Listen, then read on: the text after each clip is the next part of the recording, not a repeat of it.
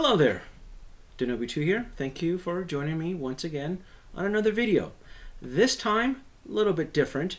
I wanted to do something completely different that I don't think anybody else has done before, and that is revisit Whiplash Mark 1. I guess I can say Mark 1.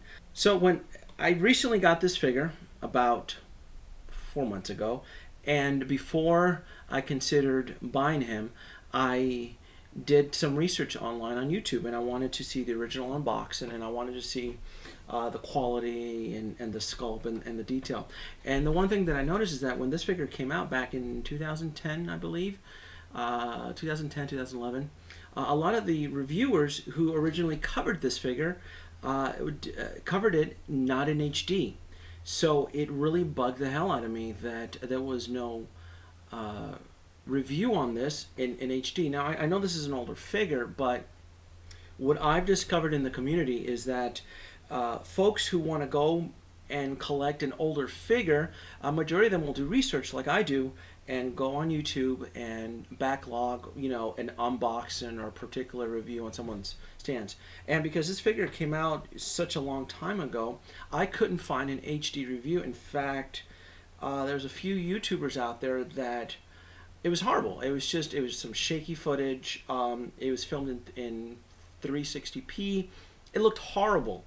And the only thing I really had to go by was just some stills, some high resolution stills that were taken back in the time, but no true HD video on this particular figure. And that really bugged me. And I'm like, you know what? I'm going to revisit this figure in HD and kind of give my 2 cents on it.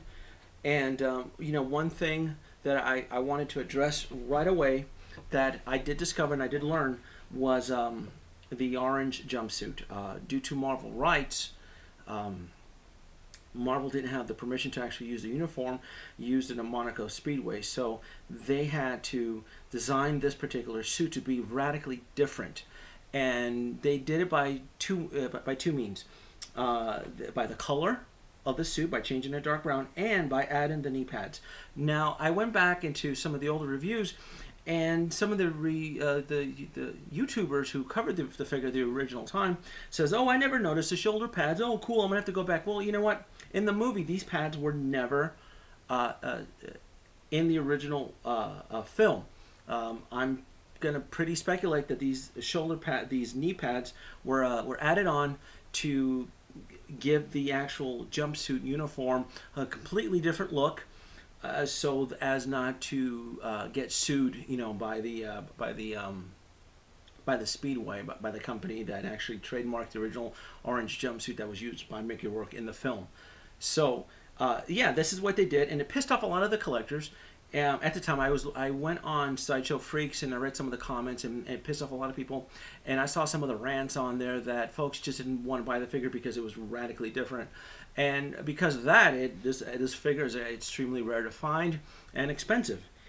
It doesn't bother me. It doesn't bother me that the knee pads are in the color of the uniform. In fact, there's been some custom mods online to change the actual color of the actual suit. So that doesn't really bug me. What bugs me is that I thought they could have done a better job with the electrical whips here. And I thought, you know what if I can do something different? What if I can customize the whips and make it a little bit different? And, a nice thing too about going back to this figures is that the Whiplash Mark II is coming out soon. So there's been a lot of buzz about a lot of folks who want this head. This is the original look and sculpt that should be with the Whiplash Mark II suit that's coming out pretty soon.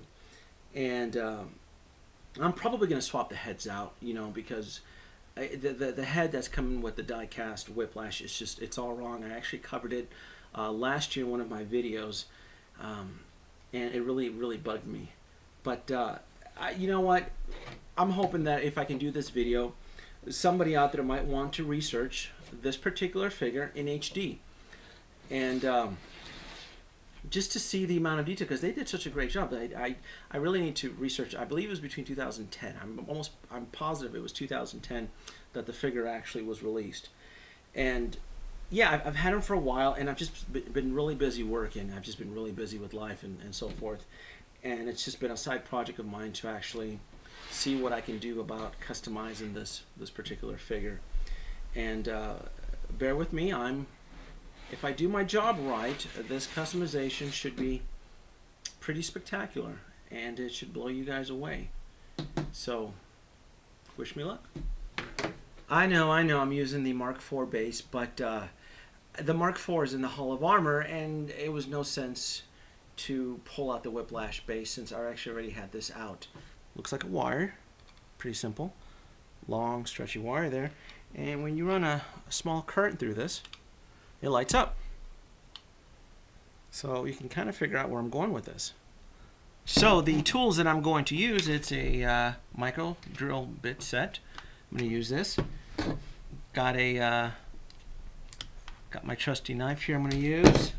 I have a handy little power drill here. I don't know if I'm going to need this, but I do like that sound. Let's remove the electrical. I don't want to destroy the actual copper wiring that runs through it.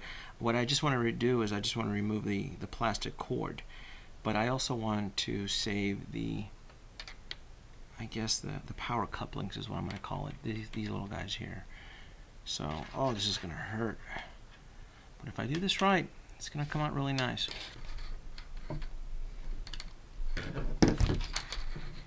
Oh, it hurts destroying this. Alright, so I removed all the little plastic pieces here. God, that hurts. I got tons of the white bioluminescent cord, just to kind of show you what it looks like. I don't know if you can see it on camera. Yeah. So this is the tricky part. I actually want the cord to run through his gear. The cable's out of here. Alright, we're no longer. We're not going to need these anymore. So this cord is glued on, so I'm going to use this micro drill here to kind of clear the opening so that I can run the cord through this. It's just going to take some time. I better edit this. Alright, now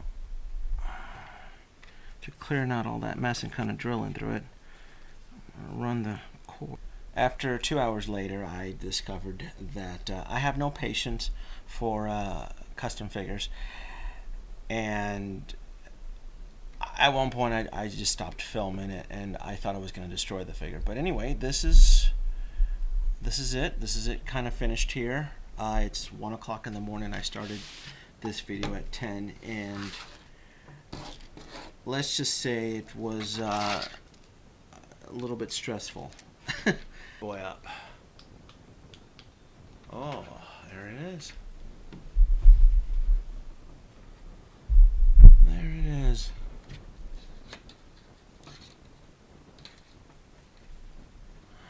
I think I'm going to hide this power source here. Almost done. Almost done. Check it out. Check it out.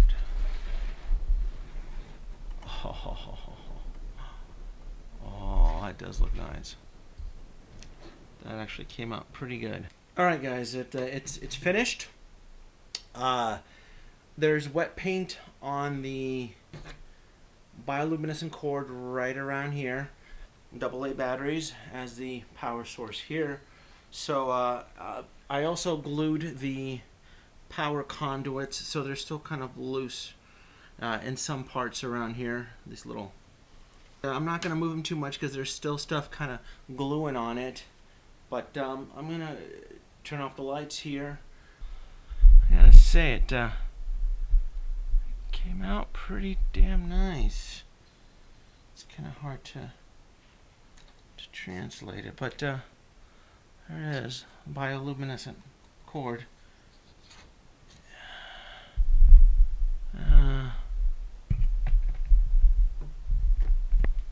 Gotta say it actually. Oh man. Let's see his back here. I'm gonna try to zoom out. Ugh, can't speak. It's 2 in the morning. zoom in on it. Oh.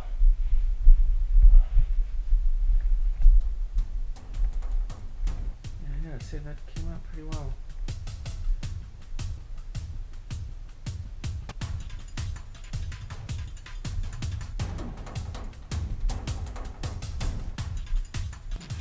Like, subscribe, leave your comments below. I'm going to bed. It's late.